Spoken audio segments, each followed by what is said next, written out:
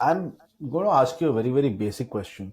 And my very basic question is this: what is a system? Because we've been talking about system this, system that, etc., etc. But if you had to break it down to its absolute basics, what is a system?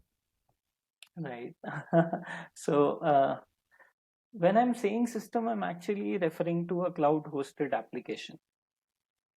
This is like we have SaaS models, there's a software available on the cloud. Each person, part of the organization, has their username and password to log into it. But the difference in the system that we are talking about is it is a system which is designed to be a platform rather than a monolith.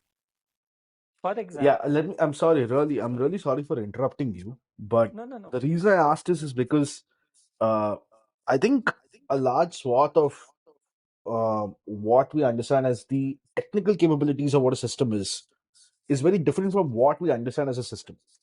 Because on one end, you have the platform, then you have a person, or you have the healthcare provider, then you have the administrator.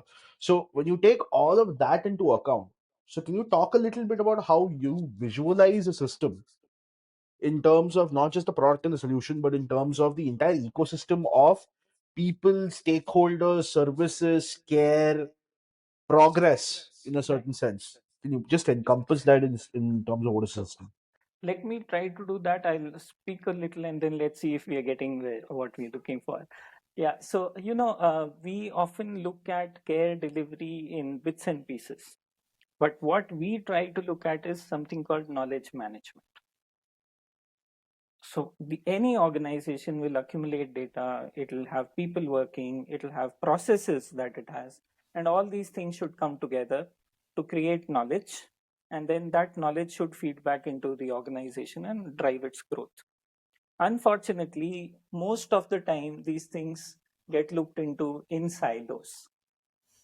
So you have a data collection system and a team, and then there are processors, and then there are people who make decisions. All of them are segregated. And like we discussed, so we don't really account for all the people who are involved at different levels.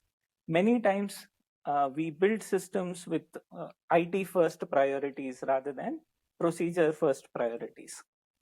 So when we look at system, we really see it like this. There's a working clinic, there are doctors, there are nurses, there are papers, and they are all doing their stuff.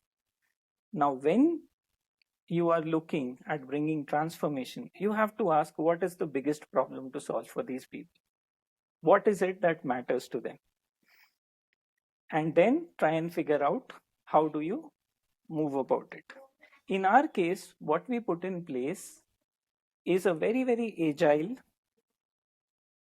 cloud hosted application which is put in place, and then each one of the personas, each one of the user groups, their priorities, their concerns, their interests are taken into account to build what they need out of this place. One thing that happens throughout this process is that we try and make sure that each piece of data which is being collected from all these, so I'll give you a typical example. We have patient monitors almost in every hospital in the country. But you'll be shocked to know that maybe less than 1%, maybe even lesser, of them are actually networked to the system which the doctor is actually using to make decisions. Right? So you have so much of data being generated, everybody is looking at those beep, beep, beep, but who's consuming it? The nurse who's standing there, and if she's busy, then that data is not even coming through. So while we work on the personas as we interact with people, we ensure that the data that is being collected either through people or through other modes, so directly from equipment, from a service provider who's providing you services, from an access controller into your unit. So all this data is being collected and structured in a way which then can be used to improve services.